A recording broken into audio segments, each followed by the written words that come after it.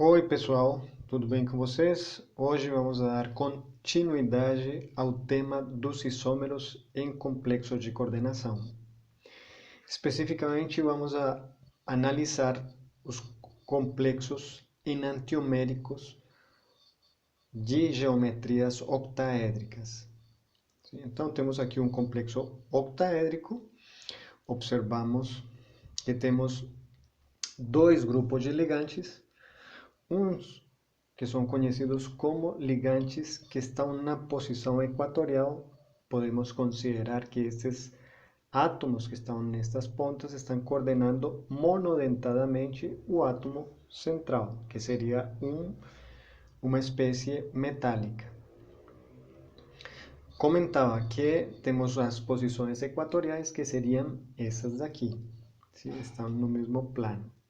E temos as posições axiais, que seriam esta de cima e esta na parte de baixo do plano. Então, temos aqui a representação do plano, que seria a minha mão. O átomo que se encontra acima do plano estaria na posição axial, e o outro que está aqui embaixo, que não conseguimos observar, estaria nessa parte de baixo, também seria a posição axial. Existem várias representações que podem ser desenhadas no papel. Sim? Daqui a pouco vamos observar algumas. E podemos também identificar dois triângulos nessa geometria octaédrica.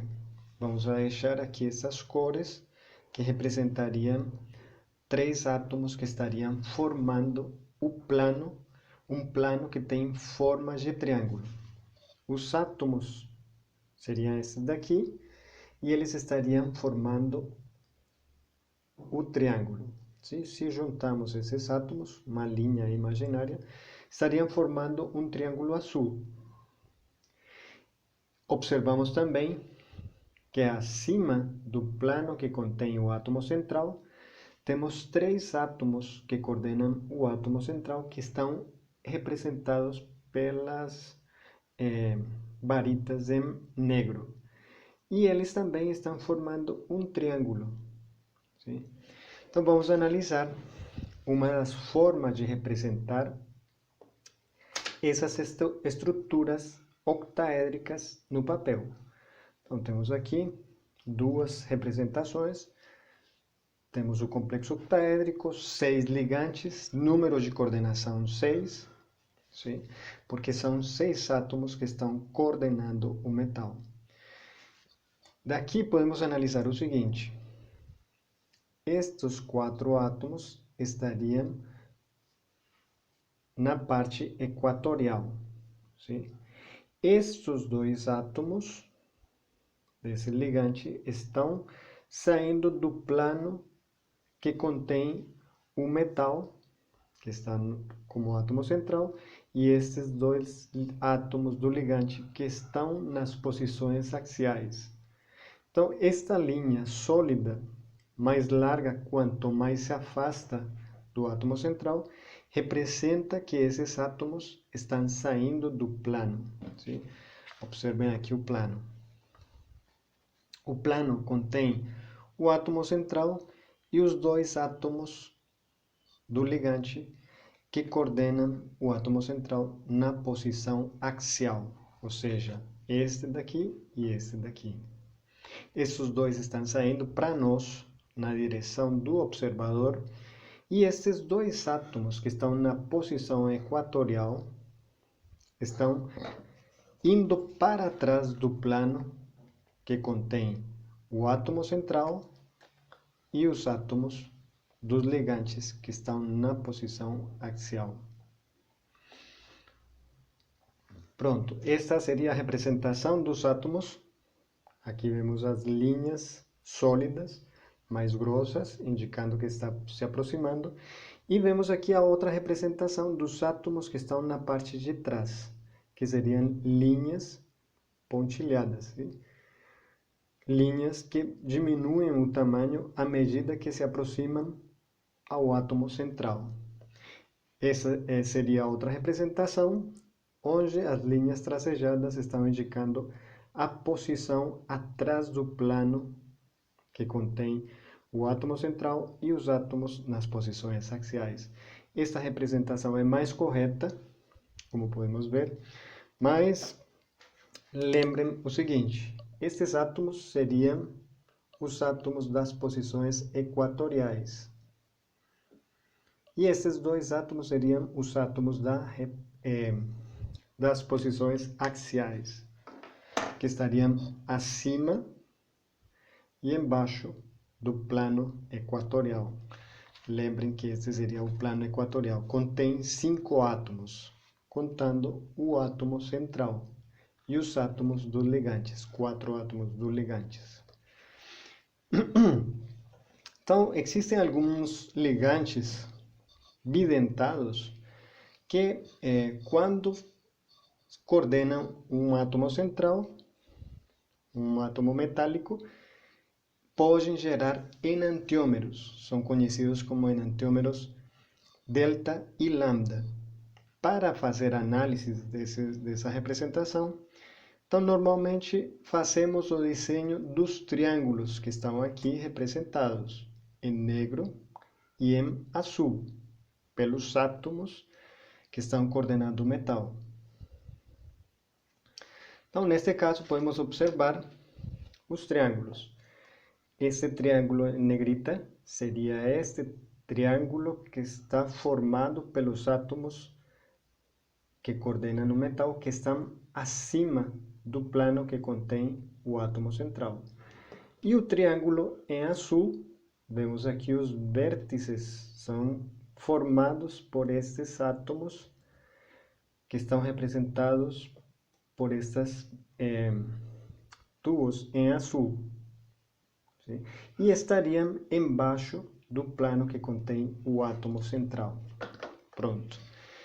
Então, podemos imaginar que um ligante coordenado tem 2 ou mais átomos, um ligante quelato tem 2 ou mais átomos que coordenam o metal, e quando coordenam um único metal, eles geram estruturas que formam um anel. Sim? Para isso, analisamos o seguinte: podemos imaginar que estes triângulos, inicialmente, rotamos mentalmente o triângulo em negrita e analisamos o seguinte: o ligante que atua como ligante quelato pode ser representado por uma linha laranja, como está aqui. E o átomo deste vértice é indicado como 1. Imaginamos que essa linha, então, seria a representação do ligante quelato, e ela pode atuar como uma mola. Se rodamos, unicamente fazemos a rotação do triângulo negro, ela pode ser feita no sentido horário ou no sentido anti-horário. Então, vamos fazer primeiro a rotação no sentido horário. Observamos o seguinte: o átomo 1, quando rodamos 60 graus, ela ficaria nesta posição. Este seria o átomo 1. Vemos que esta linha, como se comporta como uma mola, podemos analisar esse ligante como uma mola. Então, ele se estica desta maneira. Observamos que o triângulo de baixo permanece na mesma posição. Depois, se temos 3 ligantes, então podemos continuar unindo esses átomos. Sim? Analisamos aqui. Um dos ligantes estaria coordenando o átomo metálico central na posição axial, e o outro átomo estaria na posição equatorial, que seria este daqui. O átomo 1 seria esse daqui, que está na posição equatorial. Esse seria o outro ligante. E o segundo átomo que coordena o metal desse mesmo ligante, estaria também na posição equatorial. aqui o outro ligante que estaria o primeiro átomo na posição equatorial e o segundo na posição axial. Pronto, então fizemos uma rotação do triângulo negro e analisamos que temos uma estrutura mais ou menos assim. Sim?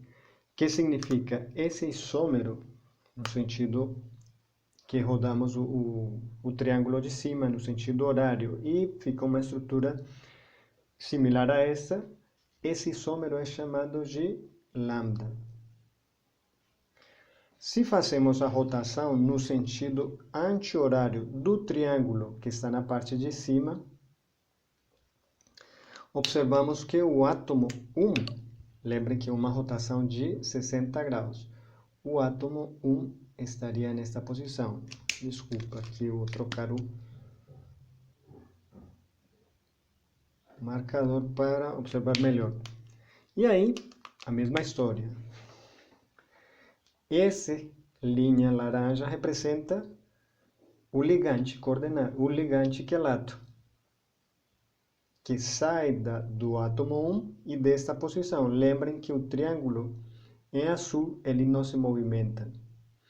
Unicamente o átomo da posição 1, que gira 60 graus. Significa que esses dois estariam unidos.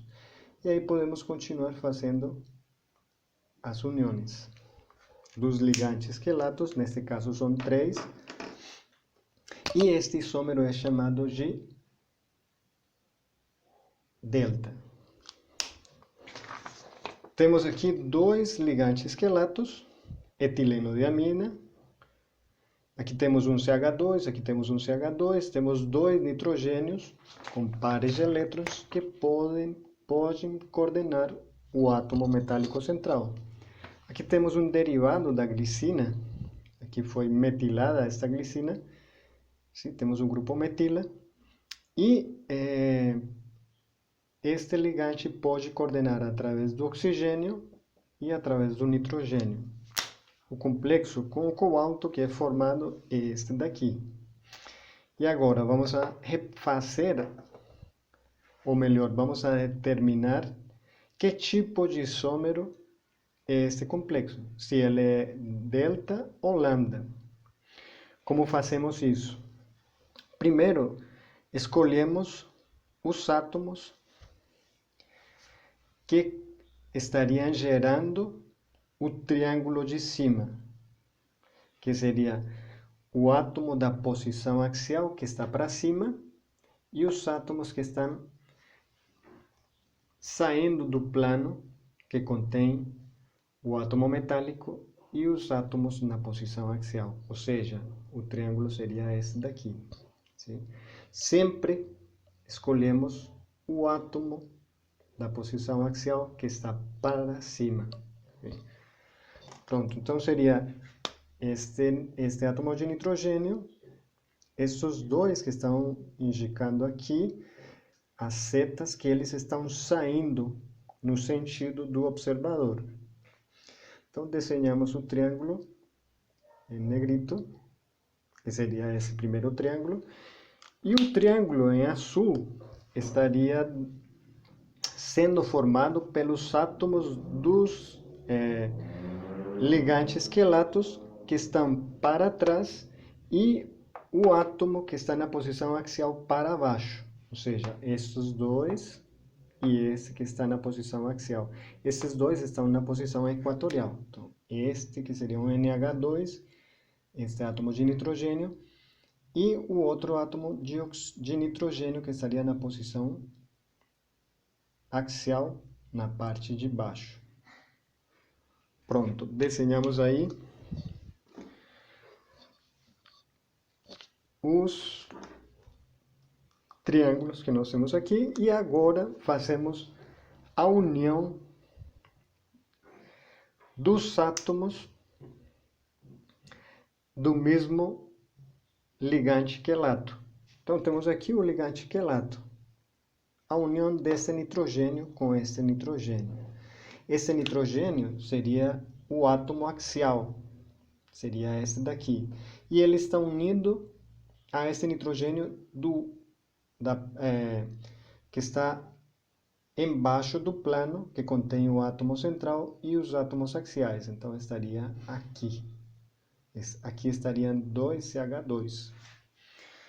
Pronto, aqui temos o outro ligante quelato, que seria entre este átomo, que está na parte de cima, e esse daqui.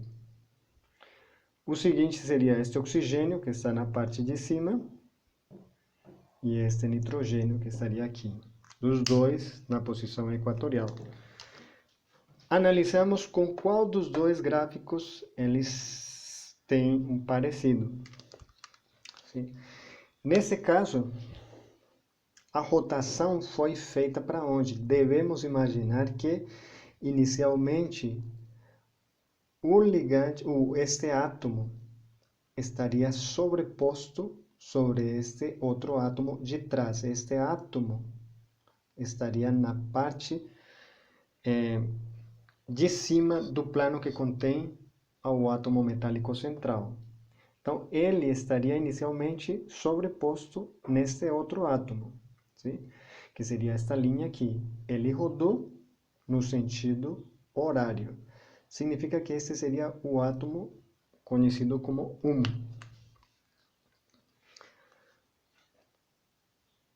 E, nesse caso, sabemos já que essa imagem é muito similar a essa primeira daqui. Significa que temos um isômero lambda.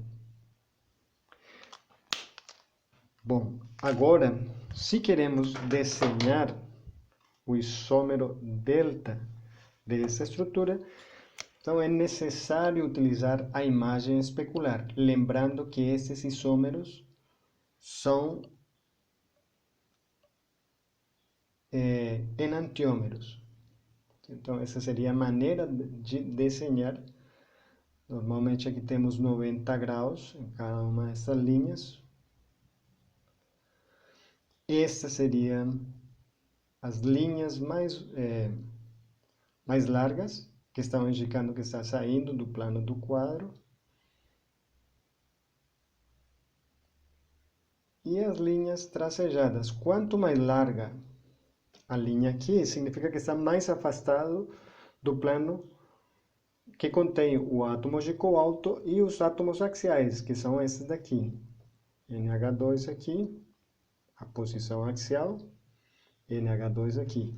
Estas seriam linhas tracejadas. Quanto mais comprida a linha, significa que está mais afastada. Então, quanto menor é a linha, significa que se aproxima mais ao átomo metálico central. Pronto, aqui temos um N. Esse seria o derivado da glicina. Temos uma carbonila e aqui um grupo metila. Aqui temos um NH2. Aqui temos um NH2. E unimos o ligante quelato. Temos aqui a etilendiamina, que seria esse ligante, e temos aqui outra etilendiamina. Pronto. Como desenhamos? Esse seria o enantiômero lambda, e vamos a desenhar o enantiômero delta. Então, para isso, imaginamos que temos uma linha tracejada que vai representar um espelho. E com esse espelho, vamos a desenhar a imagem especular, a imagem que se reflete no espelho. Então, observamos que este átomo de oxigênio está mais próximo do espelho, ele ficará também mais próximo. Vamos a fazer o desenho um pouco menor. Esse grupo metila estaria aqui. Este seria o átomo de nitrogênio nessa posição.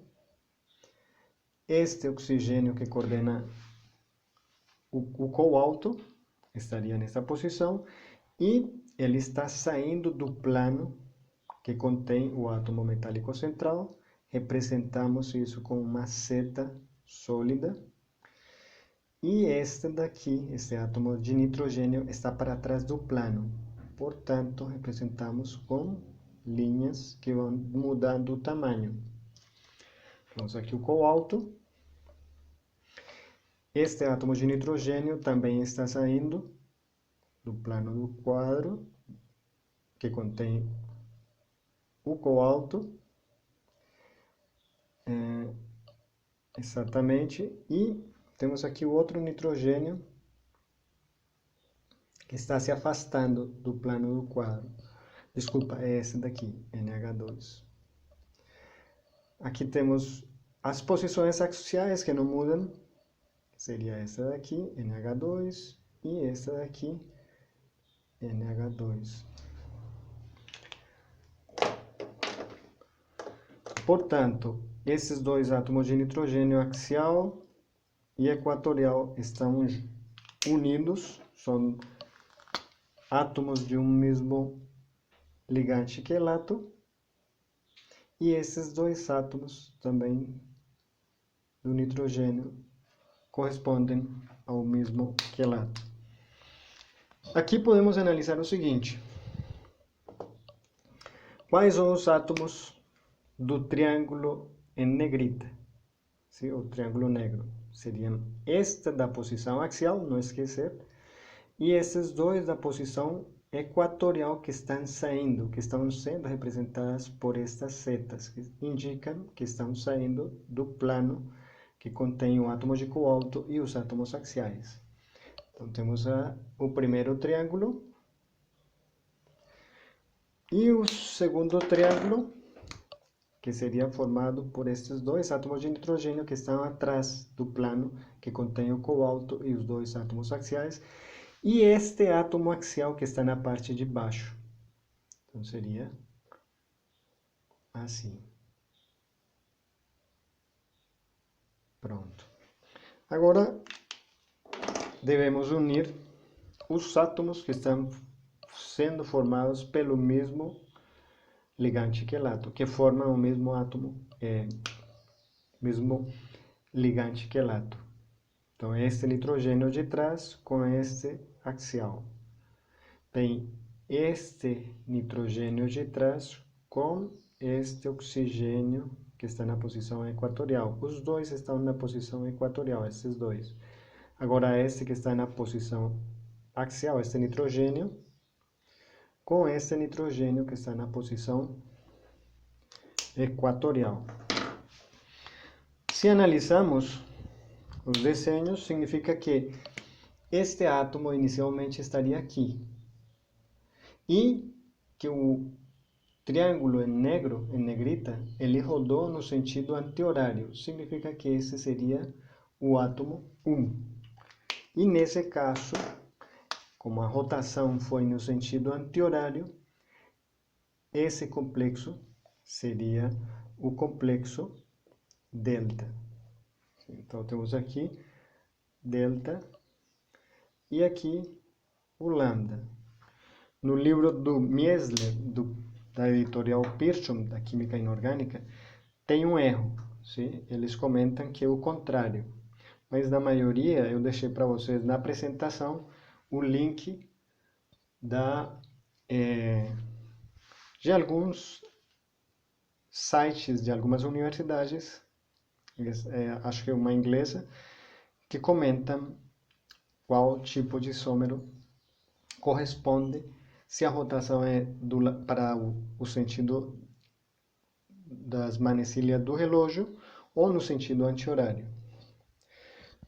Pronto, gente, muito obrigado pela sua atenção e até uma próxima.